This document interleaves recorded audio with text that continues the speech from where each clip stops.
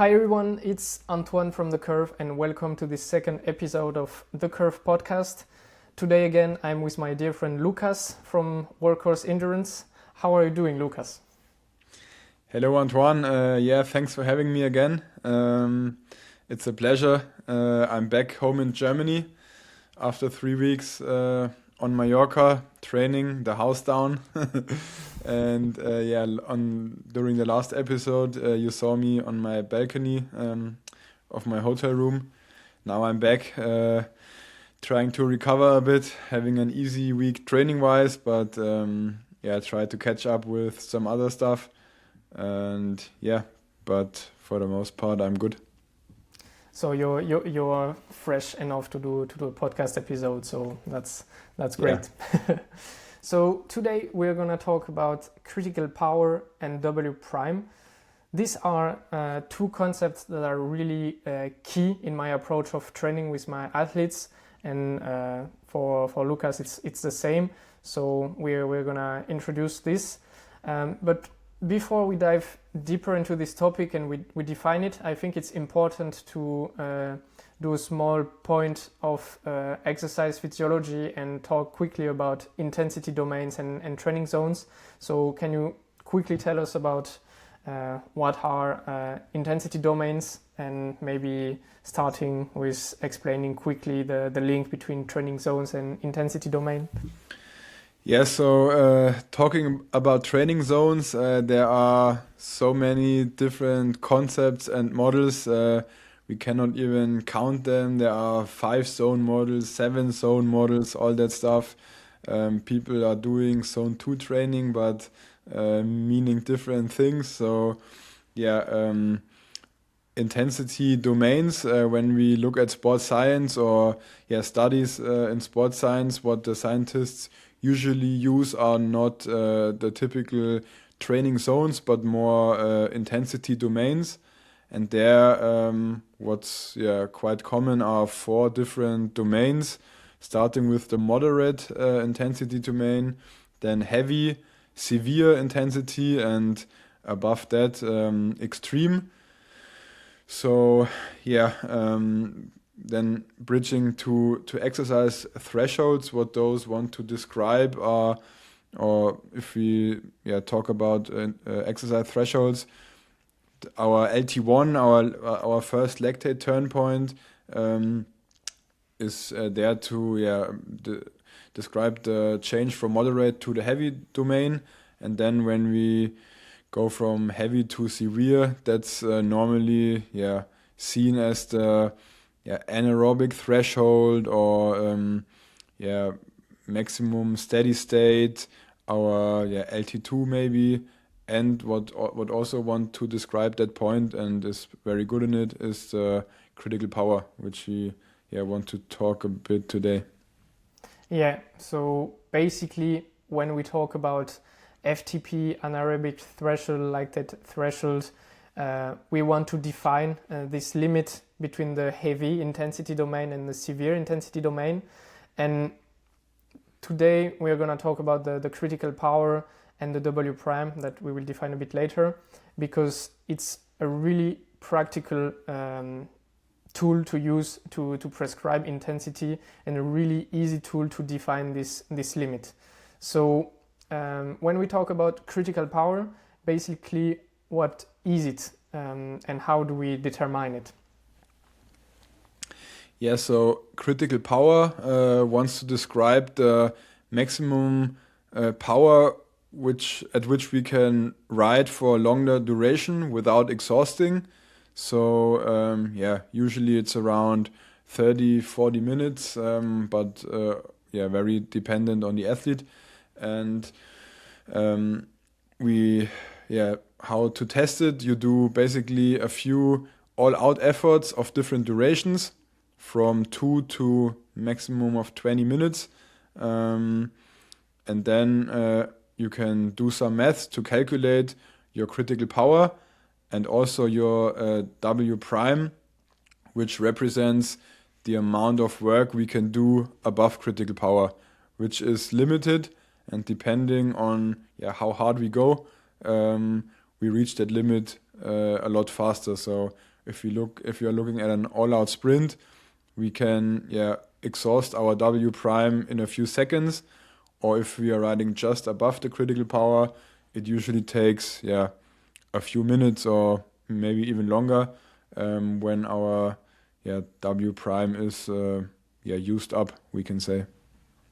Yeah, so to illustrate a bit what Luca just said, you need to visualize your power curve in your training app. So if you use intervals, ICU or training peaks, you see your power curve, and it starts really, really high. You with your maximal sprint power for 1 or 5 seconds, and then it decreases really, really quickly until it flattens with the longer duration. And if we zoom to this point where the curve goes from decreasing really fast to the flattening part, it captures this severe intensity domain, and this is where we are gonna try to put as much effort as we can to modelize the curve and have our critical power value, because from a mathematical standpoint, the critical power is the asymptote to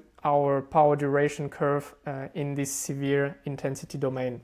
So making maximal efforts on this curve, so in the range from 2 to 20 minutes, will help us to calculate accurately our critical power and our W prime. So as Luca said, our energy available at high intensity above critical power. So when you do testing with your athletes or with yourself, what test do you usually do? And describe us a bit how you do it. Yeah, so when I first tested for it, I tried it on myself, and I used an easier training week to do a different tests. I think back then, it was a few years ago, I started with a 2-minute test, then 5 minutes, 8 minutes, and 12 minutes, I think. I'm not sure if I did a 5th one as well, but all those were done on different days. So I really used that week to do it. But when I'm working with my athletes, I try to make it as simple as possible. If you don't have a whole week to do several efforts, then what I use is a protocol on one day where the athletes ride 1 3-minute effort. Then it's half an hour minimum of very easy spinning, and then another 12-minute effort, which is the minimum you can do to get an accurate measure of critical power. What would be optimal maybe are a minimum of 3 efforts or more, and if possible on different days, because then you are fresh, and like we know, an all-out effort is not only very taxing for our legs and the body, it's also a mental thing. So maybe if you have to do multiple efforts on one day, it can be very hard. So for some athletes, it might be easier to stretch it out over a few days. Then you are normally fresh again for the next effort. To keep it very simple, I like that one-day protocol. And as always, and as we also talked about in our last episode, if you chosen one protocol or one method, then stick to it, because only then you can compare over time. So I think that's a really, really important point. If you start using one methodology to measure it, then stick to it, because over time you will have like a longitudinal follow-up on your progression, and you will always standardize the way you measure your critical power and your W prime. I use a different methodology with my athletes. I mainly do one effort per day, and I use a minimum of 2 sessions, because as Luca mentioned, this doing 2 maximal efforts on the same day can be very taxing for the athlete. And if the second effort you are already a bit cooked and also mentally you're not ready to push again, it doesn't necessarily make sense in the way that you will have a wrong estimation of your critical power. What you can also do as a methodology is to do 2 efforts on the same day, and then if you see that your pacing wasn't optimal on the second effort, or if you didn't reach your maximum capacity on the second effort, if heart rate didn't go up as much as on the first one, then you can tell yourself, okay, I just do this effort on another day to have a bit more accurate value, that you don't underestimate your capabilities.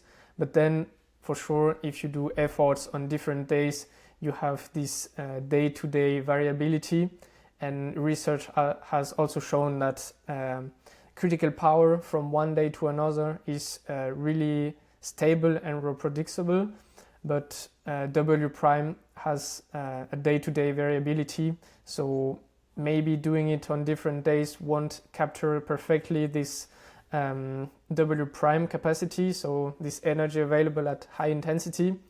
But in another hand, I find it specific because when you calibrate your training sessions, you also don't do the same training session on the same day. So there will be days where you will be less in shape, or fitness will be a bit lower than the others. So I think it's also specific in this way. So you use the 3 and 12 minute effort. It depends on the athletes again, because for example, someone who is already familiar with the classical 20-minute test, then I will use it because I don't want to spend time on getting familiar with the test on one session and then testing on another. I don't want to lose kind of training sessions. So if they are familiar already with the 20-minute test, I use it. Choosing the duration of your test is really dependent on context for me. But as Lucas mentioned, if you do one protocol to determine it, then stick to it, because over time you will have a standardized way to compare the evolution of your performance. So I think this is great. And I just talked about the classical 20-minute test, which is commonly used to set your FTP. What's the main difference between doing a 20-minute test to determine your FTP and doing a critical power test to determine your critical power and your W prime? Yes, so the classical 20-minute test, I think most of the listeners probably have done it before. I think it originated from Andy Coggan, and what they found, or what they said, is something most people probably don't know or don't do. What they did was first a 5-minute all out, and then the 20-minute all out, and then they said FTP is 95% of that 20-minute test. So if you're only doing a 20-minute, then you're already differing from the original protocol.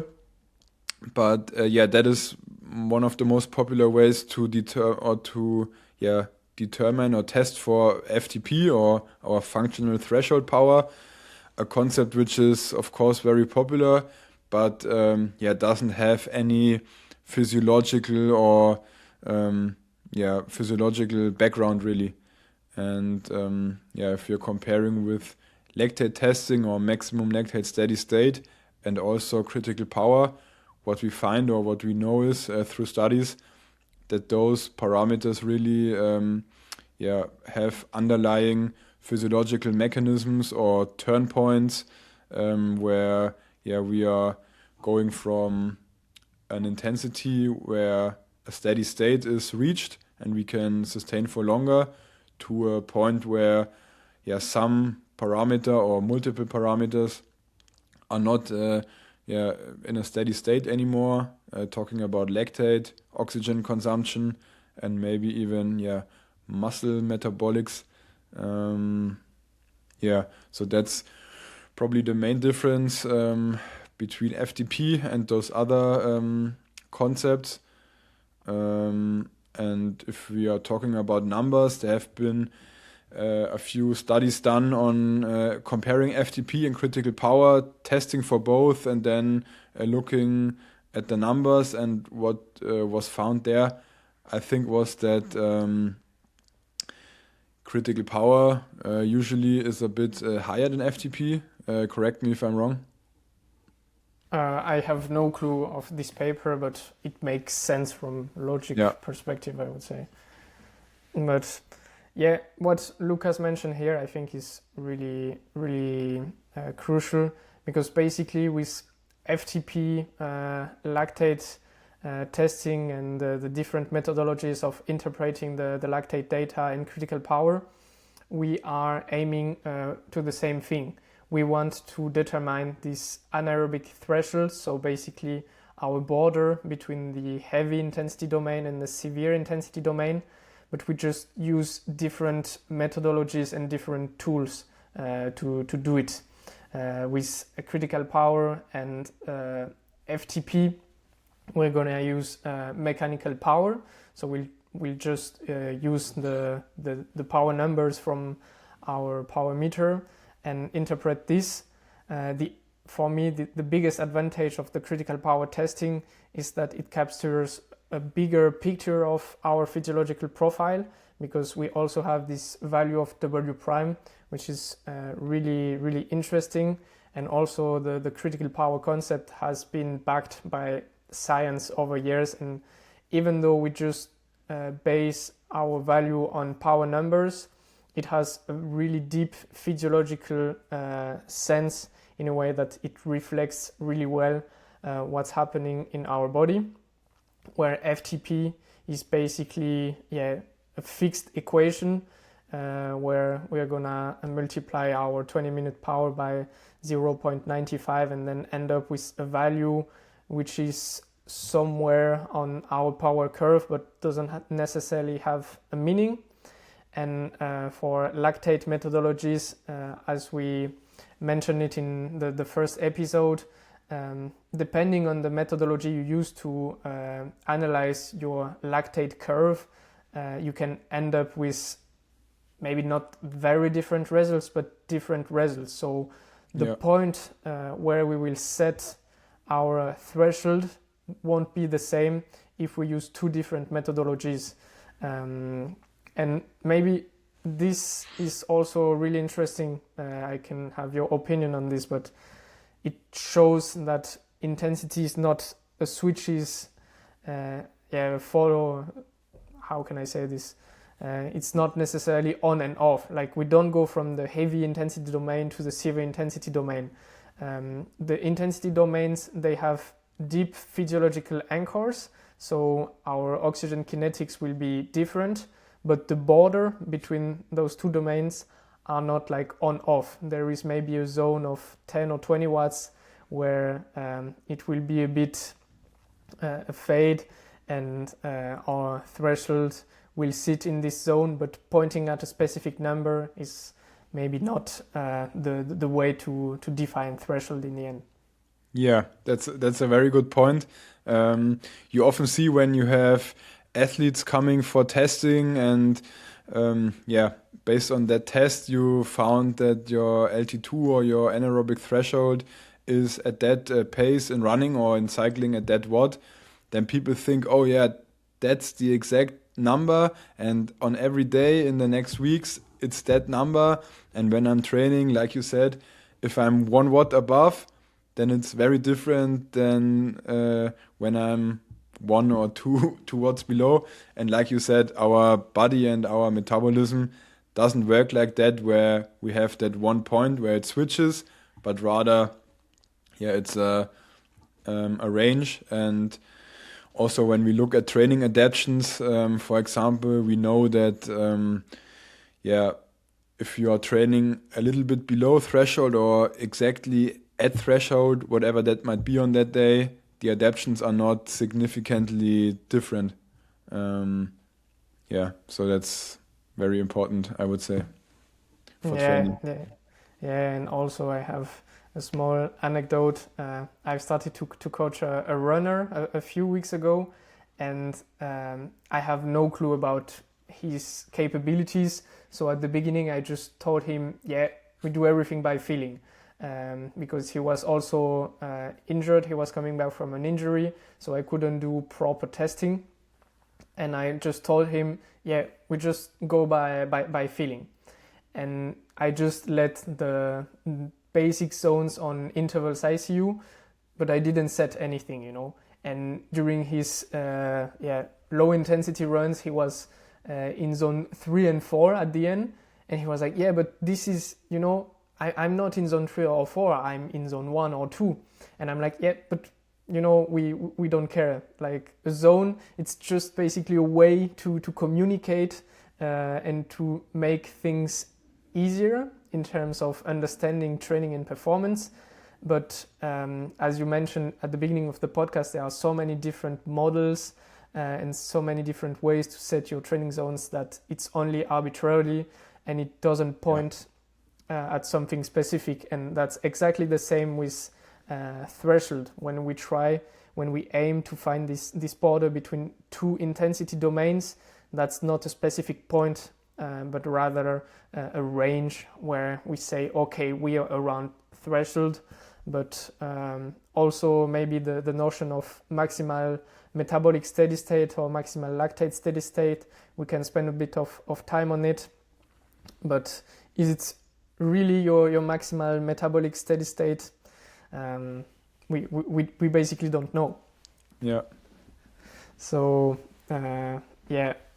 basically what we try to do when we use critical power is to set a limit between two intensity zones, but we need to be aware that this limit is dynamic and it's not a single point, but rather a range where adaptations will be similar in this range. So I think this was important to mention.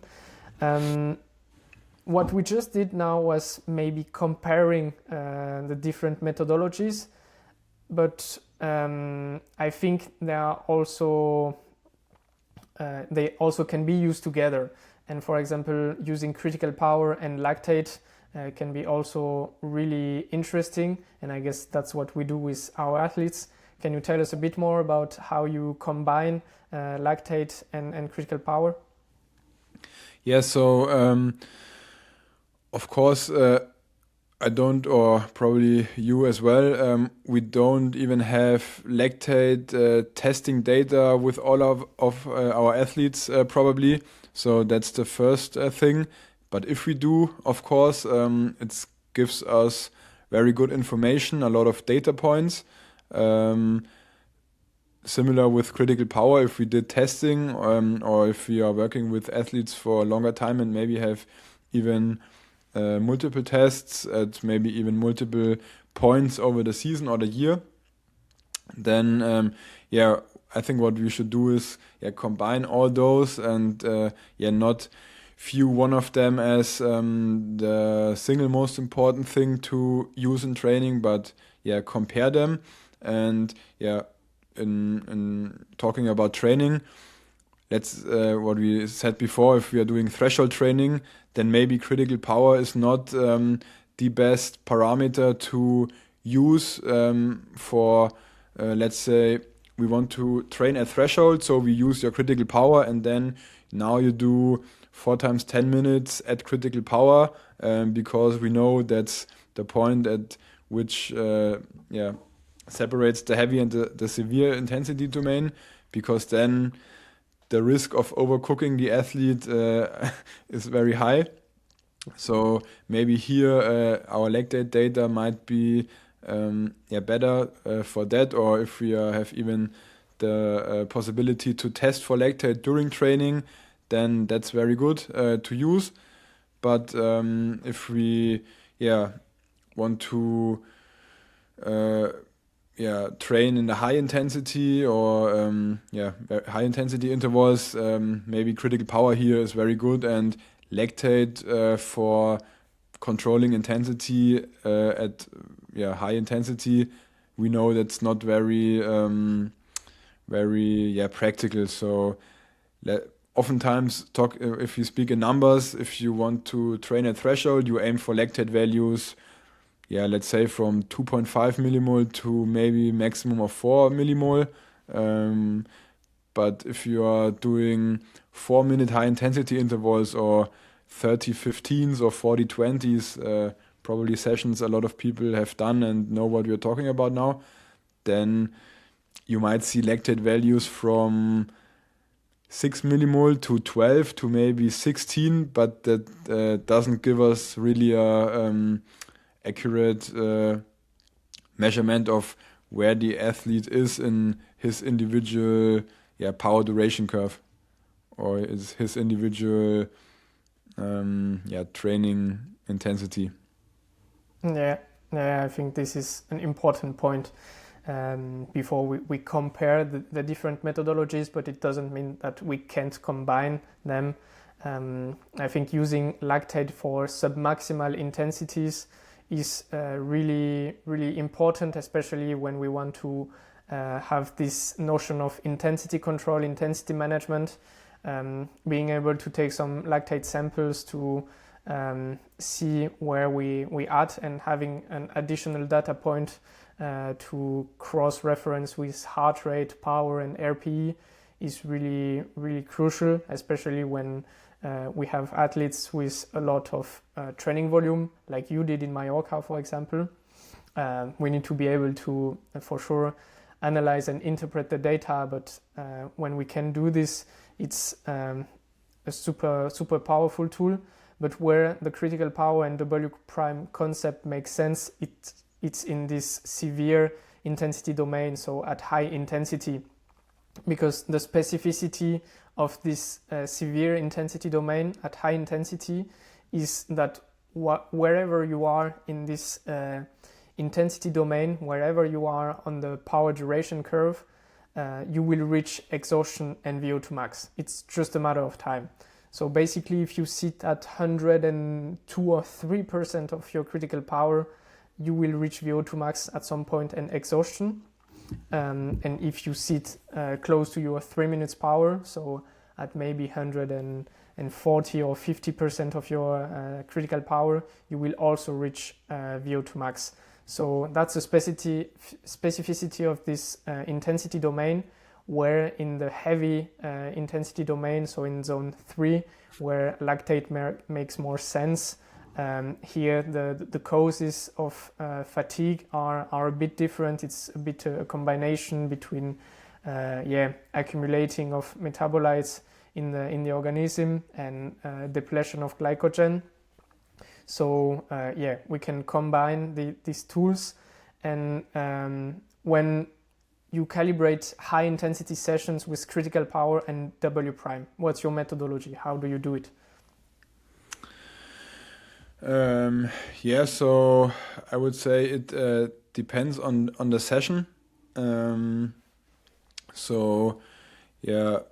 When I tested, or let's say we start training for the new season, maybe November, December, and then I did a first test after a few weeks of training. I don't like to test immediately after off season because your body is not really used to training anymore, and the first sessions or the first weeks can feel a bit like you never trained before, but usually that you get back to normal training, or you get used to it pretty quickly. So then you test, and then you have a good baseline for the season, and then already you have a critical power at that point.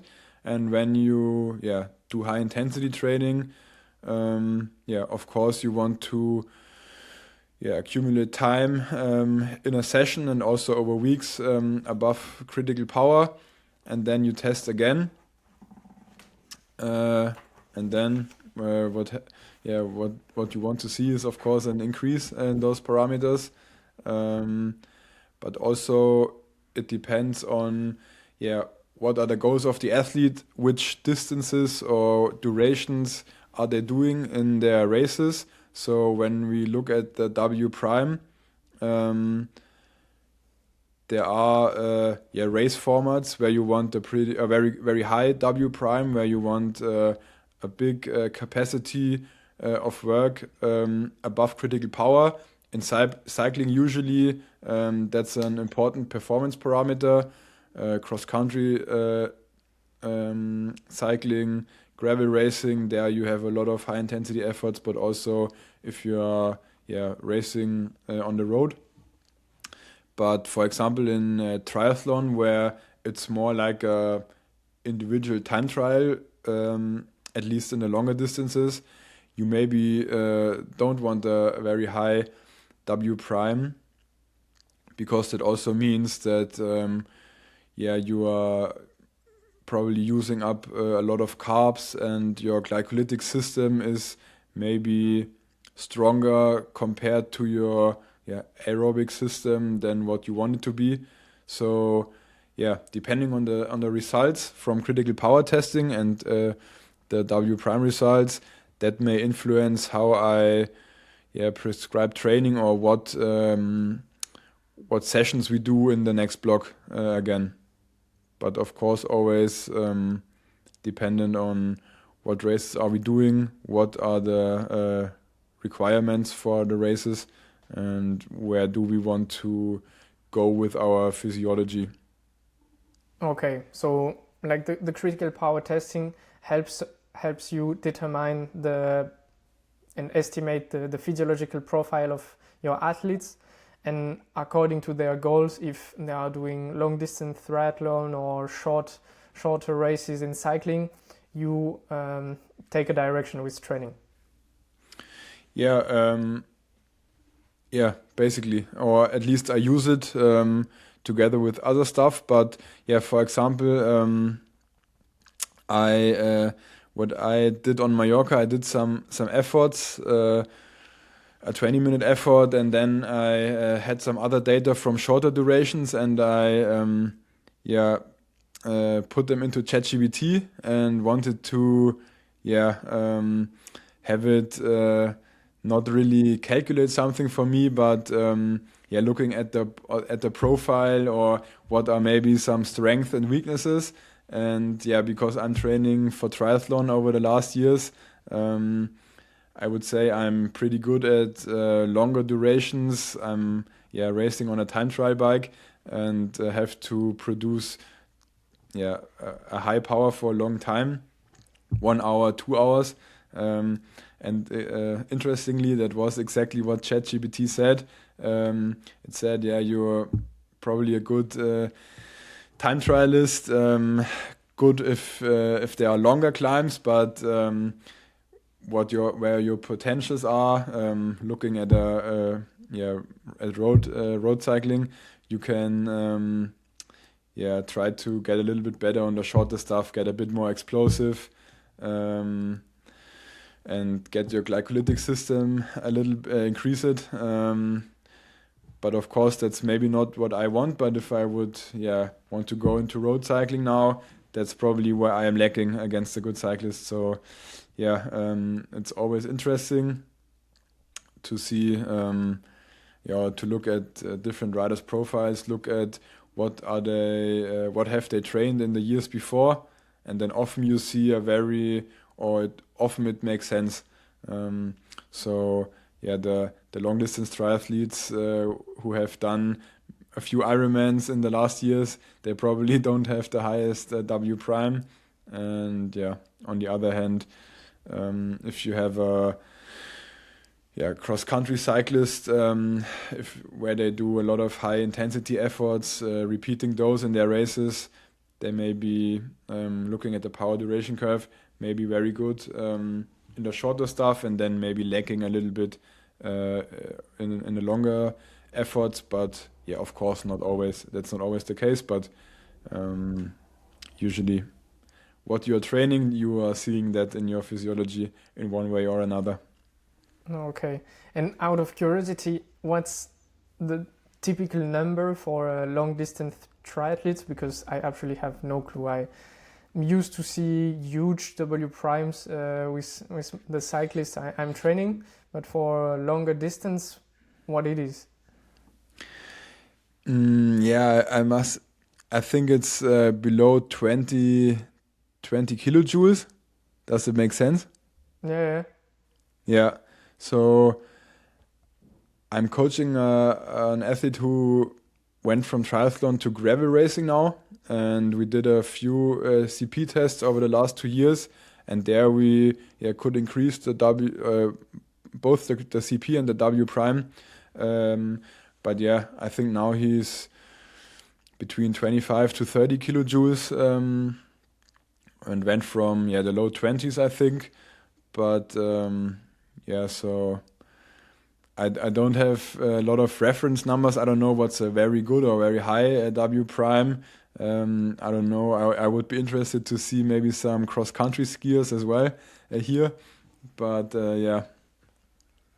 I guess the differences can be quite big. Yeah, I mean, cross-country skiers, when you see Kleber, he's able to run very short races, and he also have like a workhorse threshold to win the 50 kilometers race. So in the end, I don't know if endurance is such a demanding sport that you need to be good everywhere. And I guess also a Blumenfeld or a Gustav Iden, I think W primes are not necessarily very low when you calculate it for them. And I ask you this because me, it's really broad, the range I have. People who are just pacing very long and alpine Grand Fondo races like the Ötztaler or l'Étape du Tour, this kind of stuff. They have, I think, one athlete, he has 16 kilojoules W prime, and then I have some gravel racers who are almost up to 28 to 30. So it's really broad, I guess. So, but I was curious on the triathlete numbers because you still have quite a high 5 minutes power, I would say, in comparison to your profile. What's yours, for example? The W prime. Yeah. I haven't done a test in quite some time. It would be interesting to know, but I know where I'm very bad compared to the longer durations is something like 30 seconds or 1 minute, 2 minutes. I don't do them a lot in training. I think the last 2 minute all out I did was,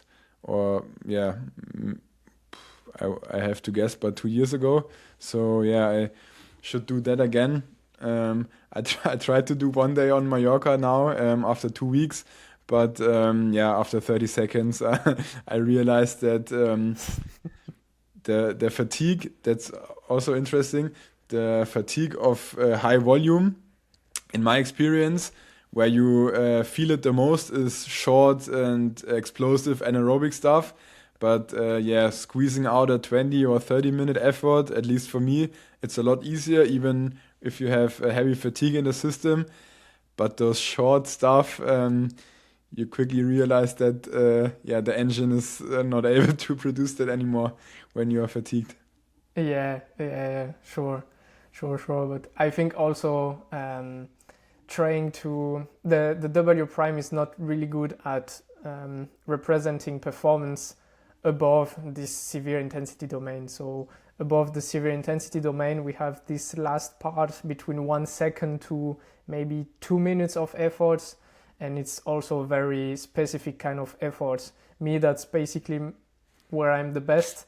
But with my W prime, I guess I have like 24 kilojoules, so not crazy high.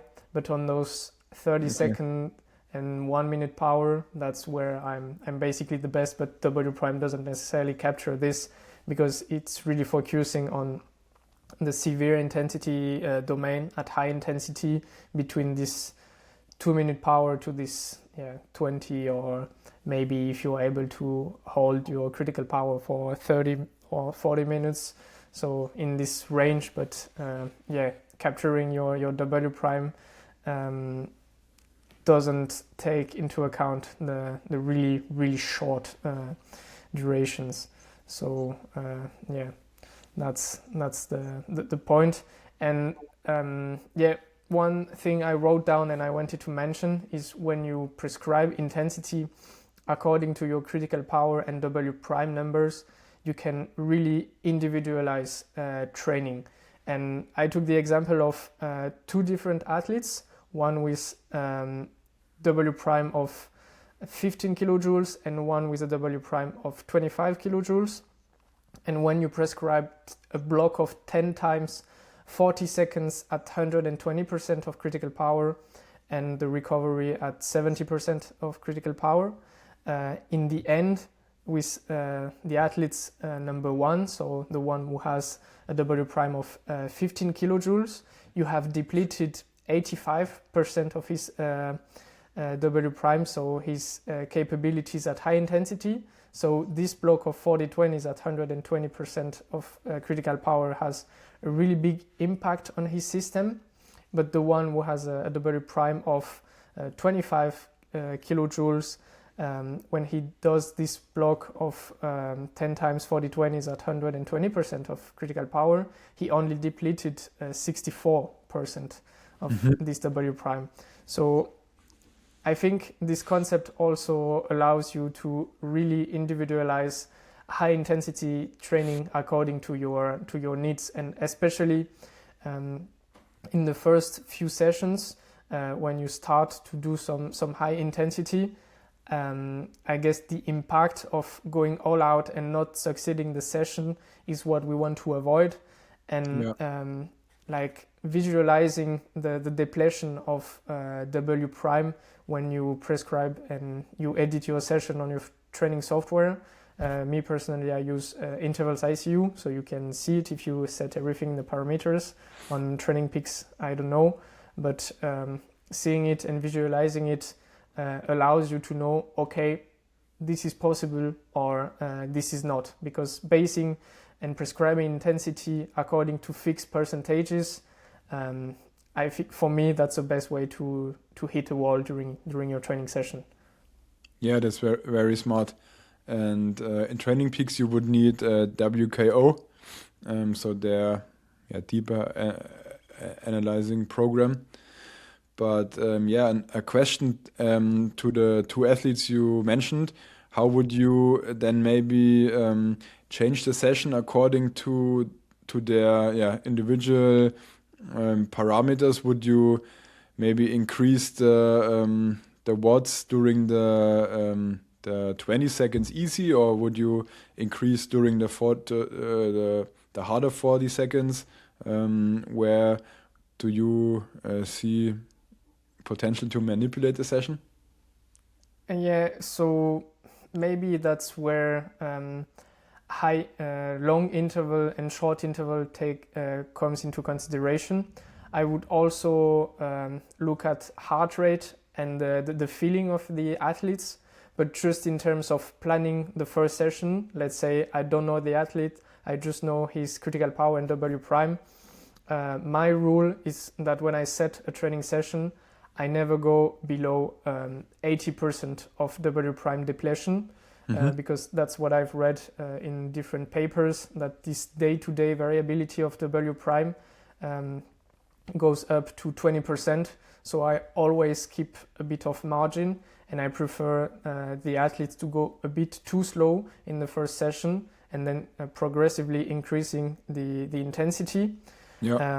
And then I will also look after the first session at heart rate data and how the athlete feels, because if I'm setting like 120%, he's depleted almost full gas, but heart rate is not going up, then I would wonder, okay, maybe we are gonna do some longer interval to stimulate a bit more VO2 max.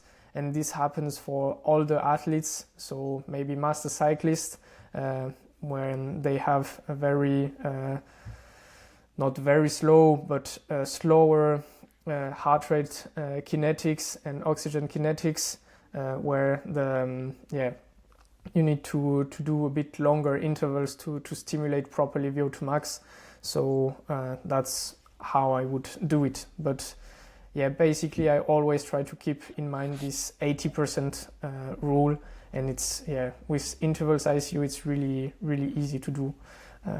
But yeah, if Training Peaks doesn't have it, then maybe I will code a training platform this day and I will send it to you.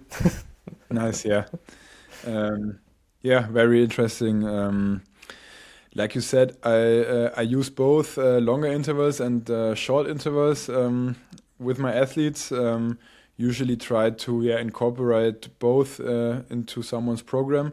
And I always ask, or I'm always interested in, which interval form do they like more, or which do they find harder? Because it's really different. So for me, for example, I find the longer ones harder, and maybe only mentally, but also I just dread the longer intervals a little bit more. But I have from my athletes very different opinions on that, and I also don't really prescribe at one exact power number or at one percentage, but rather have a range to have day-to-day variability, stress factors from everyday life, but also maybe when they are starting with intervals, then you can learn how to pace them. Start, like you said, a little bit more conservative, and then rather increase over the session than starting out too hard and having to quit the session. I think everybody has to quit the session at one point, or it happens to everybody. But what our goal should be when we are planning training, that this happens as rarely as possible. And what I also use a lot or highlight with my athletes and tell them to use RPE. And when we are training high intensity intervals, we don't want to be at a 10 out of 10. Maybe in some rare occasions, but usually I tell them it should be at a 8 to 9 out of 10.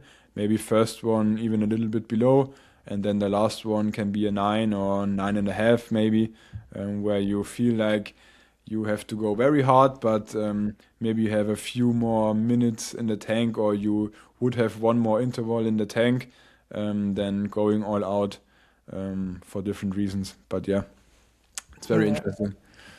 Yeah, and that's also, I think I've seen a Strava post of Anton Schiffer talking about this, that we don't necessarily have a correlation between training and race demand. I specifically talk about cycling, but when we do a cycling race or a gravel race now, it's full gas from the beginning, and even for a 5 hours race, you accumulate a very high quantity of mechanical work at high intensity, so above critical power. And it's not rare to end up with, for elite athletes, with numbers above 500 kilojoules above FTP or critical power.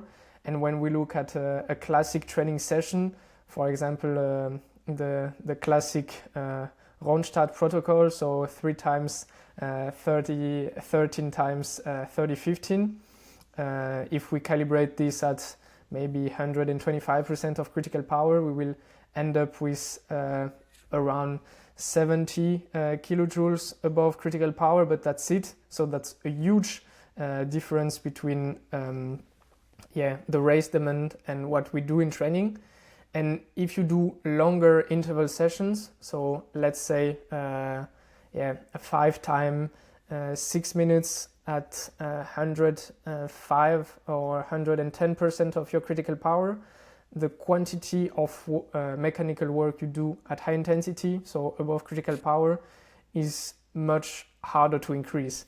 And this is also why I like, and I mainly, not all the time for sure, you need to periodize this, but short interval training, first of all, it feels easier mentally for every athlete I train, and also for myself.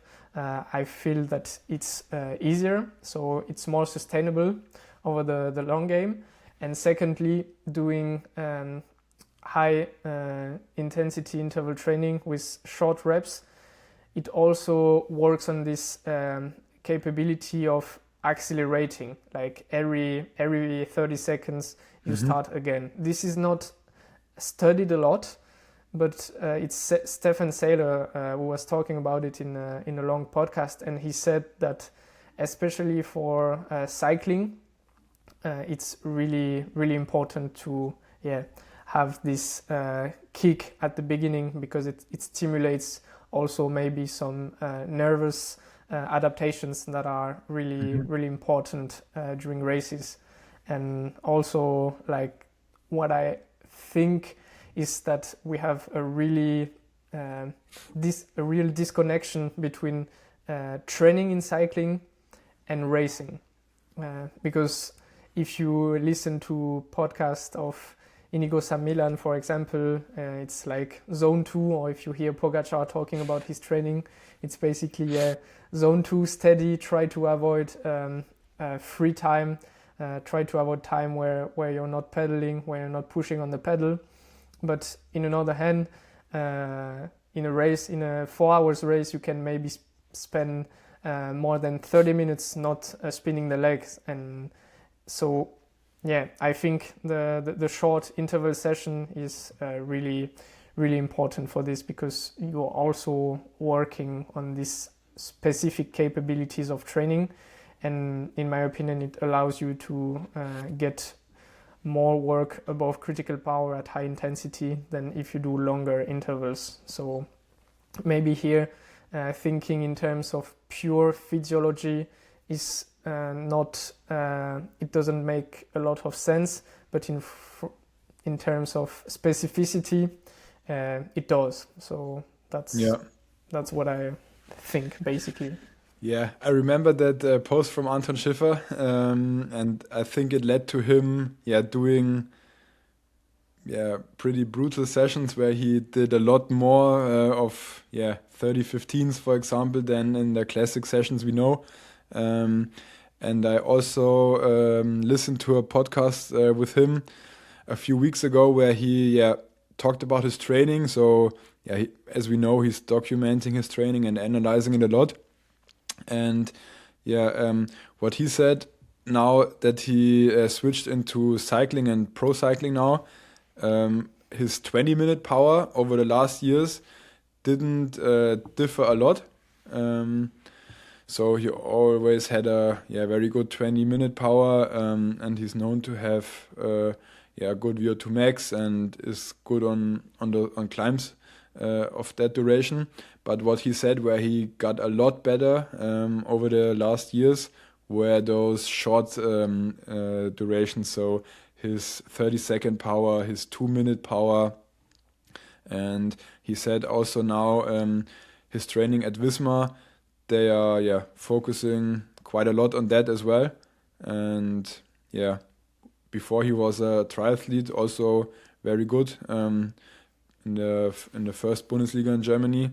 And then when he switched to pro cycling, where he had to get a lot better, are those short durations and that high intensity repeatability.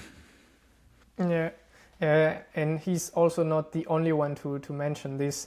I've read a Substack article of Mattia Gafuri, who also talked about this, that he was able to tolerate such a high training load, and he at the beginning didn't get why he couldn't follow during races where he was much better than everyone else. And that's also maybe one nuance in the Norwegian method, where everyone is talking about intensity control and everything. Yes, for most of the time you should focus on developing your aerobic engine and controlling intensity and blah blah blah. But at some point you need to be able to fuck yourself on the bike if you want to be if you want to perform, and that's 100%. A bit hard, but I guess the good balance of 95% of the time focusing on intensity control and getting the kilometers and the kilojoules in, and at one point for the last straight line before your goal, according to the specificity of your goal, but being able to do really, really hard sessions is something that you should consider. So I think this is also important. And one thing facilitates the other. So if we spend a lot of time developing our engine, if we are very accurate in our training, if we are following intensity control, we developed a very good system that enables us to do very hard stuff, to on some days, like you said, fuck ourselves on the bike or in training. Because if you wouldn't have done that work before and wouldn't have developed your system, if you do sessions like that, the risk of injuring yourself or just going too hard, not able to recover, is a lot higher. So this is maybe from a scientific point of view, it's hard to study, but I saw it with myself last year. It was the first year where I was training that much, and I mainly focused on trying to find basically not the limit, but trying to really increase the load and the volume, thing that I've never done before, because I was coming from a mountain biking background, and we always did some short but very intense stuff. So it was for me the opportunity to raise my training volume. And I guess over the last month of preparation towards my goal, I didn't do a lot of intensity sessions, high intensity sessions. Maybe before my last goal, I did 1 race and 3 high intensity sessions, and the rest was only low intensity. And I did my best race, and I did my PR on 1 hour, and I also could follow the attacks on very, very short durations, like on 30 seconds or 1 minute, 2 minutes. So as you said, one thing facilitates the other. So focusing on developing the engine with intensity control and a higher volume is really important, but you also need to be able to push and to go full gas when it's required. So before the last days before your goal. So I think this is important, but it's also very specific to cycling, because would you do that for a triathlon race?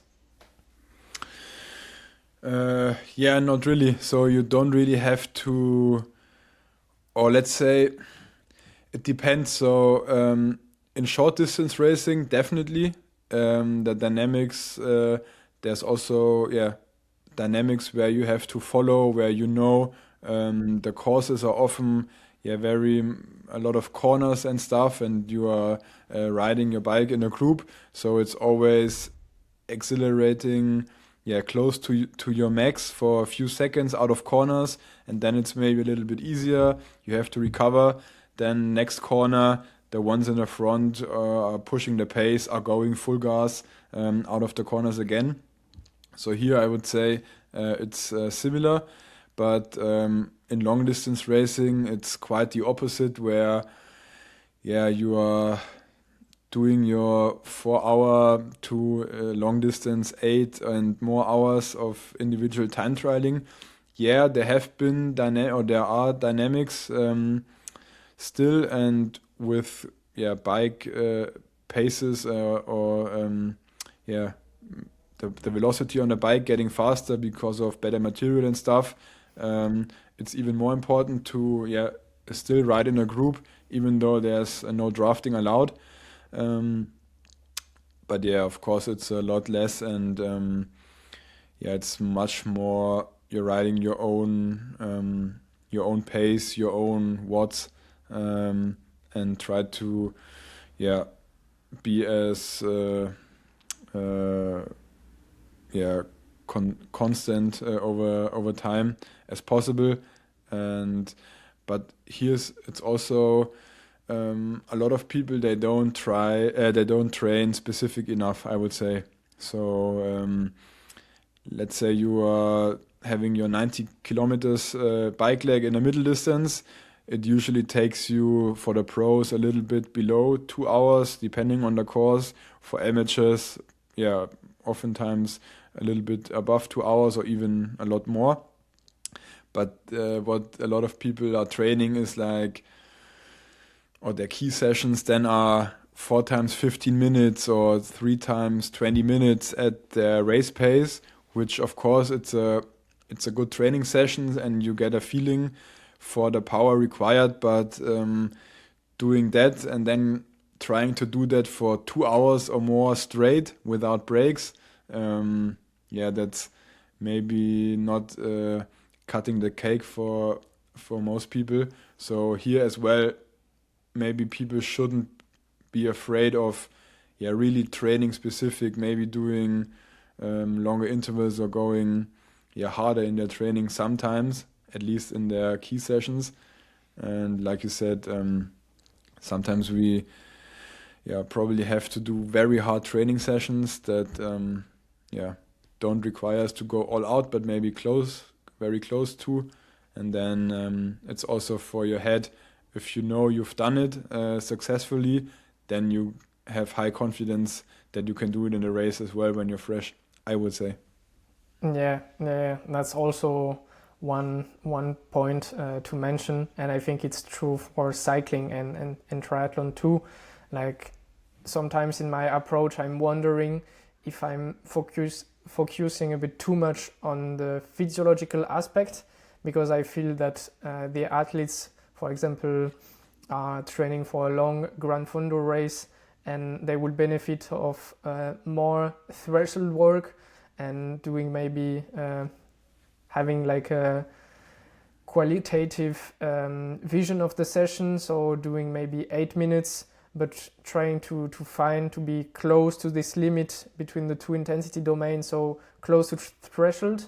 But in another hand, I feel that they would benefit of doing longer intervals at race pace to know, okay, I'm able to hold this pace so I can do it for the race. Because it's also one thing, if you have like a time target for your race, you're not necessarily racing for the win, but for example you want to do an Vanhatalo in less than 8 hours, you need to be able to know what pace you can hold in the climbs. And I think doing specific sessions at race pace with really long intervals, from a physiological perspective, it's not maybe the best thing you can do, because it won't necessarily have the impact you want on your engine. But in another hand, in your head, you know that you will be able to do it, and it will allow you to start the first climb harder, get into the group you need to do 8 hours, and then you will reach your goal. So that's also finding this balance between, I would say, physiology and specificity when it comes to the last part of training. Yeah, I agree. So, yeah, that's an important point to mention. And I think we can stop here for today, because we went from critical power and W prime to fuck yourself on the bike on really hard sessions. So but in some way, it's just the logical way. We bridged the gap from science, physiology to training, and that's what we want to do anyway, or what the listeners in their own training should do, I say. So I think we went a long way. that's a good summary of what we did today. I would say if you want to dive deeper into the topic of critical power, there's much literature out there, some very smart sports scientists who dedicated a lot of work to that, and you can dive really deep here if you're interested in the physiology, the maths behind it. Maybe we can link some of the papers. Yeah. Yeah, I will link, put a link in the description of, for sure, Luca's social media, to the papers, and also the Ex-Phys-Lab website, where you can easily do your critical power and W prime calculation. I will also put a link to my Substack, so it's basically my newsletter, where I try to find the time to write some articles about training, because making content is time demanding, and just writing stuff without having the filming and the editing is a bit easier to do. So don't forget to subscribe to this. I will for sure be more consistent than with video on YouTube. And thank you, Lucas, for your time. I hope we can do this soon again. And we wish you good luck for your training and for your goals that are arriving now. And we will see you in the next one.